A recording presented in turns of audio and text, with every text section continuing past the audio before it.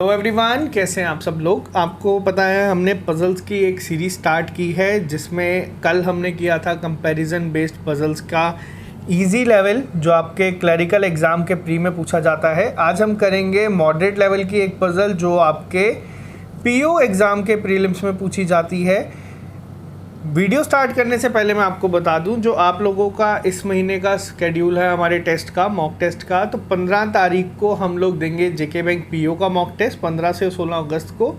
उसके बाद 22 से 23 अगस्त को होगा आप लोगों का बैंकिंग एसोसिएट का टेस्ट और 5 से 6 सितंबर को होगा आप लोगों का अकाउंट असिस्टेंट का मॉक टेस्ट नंबर 4। ये चीज़ें आपको बता दूं आपको करनी है, बहुत ज़्यादा ज़रूरी है तैयारी के साथ इन चीज़ों को करना।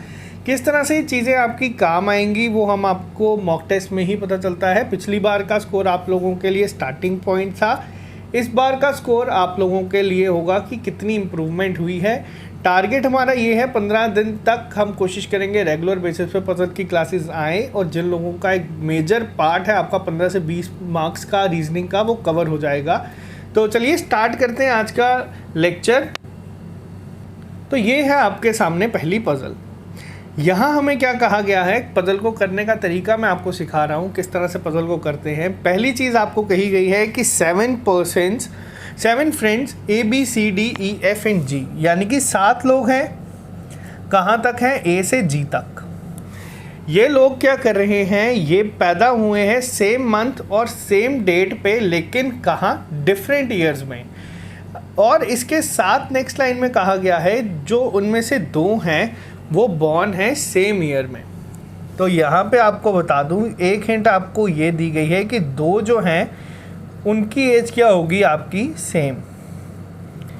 ठीक है, यहाँ तक आपको क्लियर है एक चीज़। अब हमें बनाना है इनका एक पजल। तो नेक्स्ट लाइन क्या कही गई है? C is older than E। तो हम इसे कुछ इस तरह से लिख लेंगे। अब मेरा हिसाब ये है कि मैं लेफ़्ट हैंड साइड पे वो चीज़ें लिखता हूँ जो बड़ी होती हैं। तो आप लोग चाहें तो आप लोग ये साइन भी बना सकते हैं ताकि आपको कन्फ्यूज़न ना हो। अब इस केस में पहली लाइन में क्या कहा गया है, जो C है वो बड़ा है E से, लेकिन कितना बड़ा है वो हमें नहीं कहा गया। हो सकता है वो 1 का गैप हो, 2 का गैप हो, 3 का गैप हो। तो आप इस तरह से बना लें ताकि आपको याद रहे ये चीज़ें कि हमें एग्जैक्ट नहीं पता। नेक्स्ट अगर हम बात करें तो नेक्स्ट में हमें कहा गया है G is older than E। अब C हमारा E से बड़ा है, G के लिए कहा गया है कि वो भी बड़ा है, लेकिन मैं उसे यहाँ लिखूँगा C के जस्ट बिलो। क्यों? क्योंकि मुझे नहीं पता कि वो G से बड़ा है या G से छोटा है, लेकिन इतना पड़ता है कि वो E से बड़ा है, तो मैंने उसे यहाँ लिख दिया। नेक्स्ट लाइन में क्या कहा गया है? But younger than E। अब ये यंगर देन E किसकी बात, D किसकी बात हुई है? ये हुई है आपकी G की। तो मैं इसको यहीं पे नीचे लिख दूंगा अलग से केस की तरह बना के कि अब हमें नहीं पता C जो है वो D से बड़ा है या छोटा है, लेकिन हमें ये पता है G से जो D है वो बड़ा है। इतना हमें यहाँ तक क्लियर है। नेक्स्ट लाइन पे अब हम आते हैं। यहाँ हमें कहा गया है know two people either older than C और younger than E has same age. अब इस चीज़ को हमें किस तरह से देखना है, यहाँ पे हमें नहीं पता कि जो 2 लोग हैं उनकी जो है वो इधर ओल्डर देन C है और यंगर देन E है।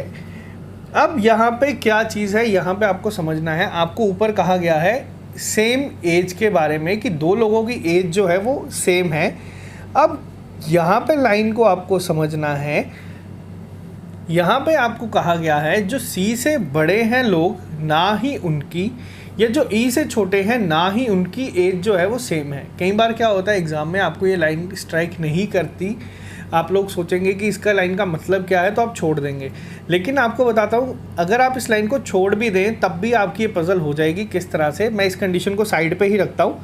नेक्स्ट में कहा गया है D की जो एज है वो इक्वल है किसके? Combined age of C and A, यानी कि D की जो एज है वो होगी आपकी C प्लस A के बराबर। अब यहाँ से एक चीज़ हमें क्लियर होगी है, जो आपकी D की एज है वो C से तो बड़ी होगी क्योंकि C में कुछ ऐड हो रही है तो वो हो रही है। तो हम इस कंडीशन को यहाँ पे भी लिख सकते हैं, यहाँ से हटा के यहाँ पे कि डी जो है वो आपका सी से भी बड़ा और जी से भी बड़ा है, लेकिन हमें जी और सी के बारे में कोई रिलेशन अभी तक नहीं पता, तो हमने इन तीन को इस तरह से अरेंज कर दिया। नेक्स्ट लाइन में क्या कहा गया है कि ए और बी की जो एज है is equal to any other person, यानी कि ए और बी जो हैं आपके वो ये दो लोग नहीं हैं जिनकी सेम एज है। यहाँ से आपको इस लाइन का भी क्लियर हो गया। ध्यान से पढ़नी है, चीज़ों को आराम से समझने की कोशिश करनी है। कहा क्या गया है, कहा गया है neither A nor B's age is equal to any other person, यानी कि इनकी एज यूनिक है, ये उन दो लोगों में से नहीं है जिनकी एज सेम है। नेक्स्ट लाइन को पढ़ते हैं। अब इस चीज़ को आप ध्यान से पढ़ें, यहाँ से हमारी कंडीशंस बनना स्टार्ट होंगी। Number of people older than C is equal to the number of people younger than E. अब यहाँ से हमें एक हिंट मिली है, यहाँ से हमें पॉसिबल केसेस मिलेंगे। क्या कहा गया है कि जितने लोग सी से बड़े हैं उतने ही लोग आपके ई से छोटे हैं। किस तरह से बना सकते हैं हम, मान लीजिए कि सी से 3 लोग ज़्यादा बड़े एज के हैं, और अगर हम बात करें तो 3 ही लोग छोटे होंगे ई की एज के, जो कि पॉसिबल ही नहीं है। हमें यहाँ कहा गया है सी की एज ई से बड़ी है, तो ये केस तो आपका कैंसिल आउट हो गया बनाने में ही। दूसरा मैं लेके चलता हूँ कि सी से 2 लोग बड़े होंगे और वहीं ई से आपके 2 ही लोग छोटे होंगे, एक हमारा ये केस बनता है। और मैं मान लेता हूँ तीसरा केस कि सी से 1 ही बड़ा है और ई से 1 ही छोटा है। तो ये आपके बन गए 2 पॉसिबल केसेस, इसे हम हटा देंगे यहाँ पे। तो आपके 2 पॉसिबल केसेस आपको मिल गए। यहाँ पे किस तरह से होंगे, अब यहाँ पे अगली लाइन में देखते हैं। वहाँ कहा गया है कि जो no one was born in between A and B. इस लाइन का क्या मतलब है, इस लाइन का मतलब है ए और बी के बीच में कोई भी पैदा नहीं हुआ, यानी कि उन लोगों की एज अलग मतलब उनके बीच जो नंबर ऑफ पर्सन्स है वो 0 है। लेकिन इस लाइन से पहले मैं एक चीज़ आपको बता दूं, यहाँ से हमें एक चीज़ मिल गई है कि डी जो है वो सी से बड़ा है। अब हम इन 2 केसेस में डी को बिठा सकते हैं। पहले केस में पॉसिबल मान लेते हैं कि डी यहाँ बैठ सकता है। एक केस हम और ले लेंगे पहले की तरह ही, जिसमें हम मान लेते हैं कि जो आपका डी है वो यहाँ बैठ जाएगा। इतना क्लियर है। तो यहाँ पे जब हमने ये बिठा दिया तो आप देख सकते हैं बन गया। और इस केस में पॉसिबल क्या है कि डी आपका यहीं बैठे। तो हमने कोशिश की, जो हम ये कंडीशंस बना रहे थे अब हमें इसे इनमें फिट करने की कोशिश करनी है। नेक्स्ट लाइन में कहा गया है ए और बी आपके एक साथ बैठेंगे, इनके बीच में कोई गैप नहीं होगा। लेकिन हमें ये चीज़ नहीं पता कि कौन बड़ा है कौन छोटा। तो यहाँ पे अगर हम देखें तो यही 2 जगह खाली हैं, तो हम यहाँ कहीं इन्हें बिठा सकते हैं। तो हम इसे इस तरह से बिठा देंगे ए और बी। सेम केस आप यहाँ देख सकते हैं, यहाँ पे भी 2 जगह खाली नहीं है कहीं पे सिवाय इसके, तो हम यहाँ पे इसे कहीं बिठा सकते हैं ए और बी करके। यहाँ पे केसेस आपके बन सकते हैं, लेकिन हम थोड़ा सा वेट करेंगे, कंडीशन को अगली कंडीशन को पढ़ेंगे। अगर वहाँ से हमें कोई और चीज़ मिलती है तो ठीक, नहीं तो हम इसके भी सारे केसेस बना देंगे। एक में ए और बी इन 2 पोजीशंस पे बिठा देंगे, एक में ए और बी इन 2 पोजीशन पे बिठा देंगे। आपकी पजल 110% सॉल्व होगी ही होगी। आपको बस 1 मिनट ज़्यादा से ज़्यादा इस पर और लग जाएगा। नेक्स्ट लाइन क्या है, नेक्स्ट लाइन में कहा गया है number of people born between E and F is an even prime number. अब यहाँ पे एक चीज़ आप मेरे को बताएं कि इवन प्राइम नंबर क्या है। इवन प्राइम नंबर सिर्फ एक ही है, वो है आपका 2।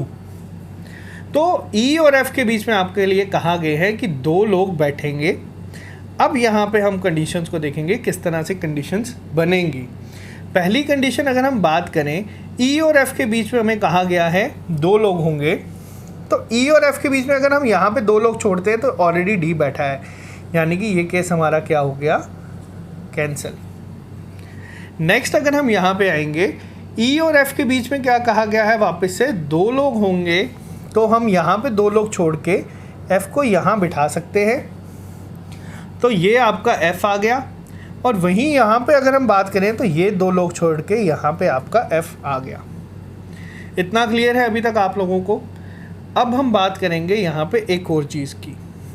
क्या चीज़ है, अब हमें पता है हमें ए और बी को बिठाना है। अब या तो एक पॉसिबिलिटी यहाँ पे बनती है ए और बी यहाँ बिठा दें हम, और एक हमारे पास यहाँ पे है और जी हमने यहाँ बिठा दिया और जी हमारा यहाँ बैठ सकता है। अब यहाँ पे हम देखेंगे कि हमारी पजल तो बन गई है, लेकिन एक यहाँ पे चीज़ ऐसी है जो हम लोगों ने स्किप कर दी है। क्या स्किप की है? तो ये जो हमने पहले बनाया था G is greater than E, वो आपका इस केस में गलत हो रहा है। तो आप लोगों को यहाँ से एक चीज़ मिल गई जो आपकी पज़ल बन के तैयार हुई है, वो है आपकी ये। आपने देखा कितने सिंपल तरीके से हमने पज़ल को किया। मैं आपको समझा रहा था तो टाइम लगा है, नहीं तो ये बहुत ही जल्दी हो जाती है। आपको बस हर एक लाइन को पढ़ना है और उसको बनाना है और उसके बाद उसको कंबाइन कर देना है सारे कंडीशंस को। मैंने आपके सामने पूरी पज़ल की हर एक लाइन को सिर्फ एक बार रीड किया, बार बार मैंने पज़ल को नहीं पढ़ा और उसके बाद मैंने बना दी। अब बात करते हैं क्वेश्चंस पे। पहला क्वेश्चन आपको पूछा गया है, who is the youngest among all friends. अब यहाँ पे क्वेश्चन क्या है आपका, यहाँ पे आपने देखा है आपका यंगेस्ट कौन है हमें नहीं पता, या तो वो ए हो सकता है या तो वो आपका बी हो सकता है, तो इसका आंसर होगा आपका आइदर और।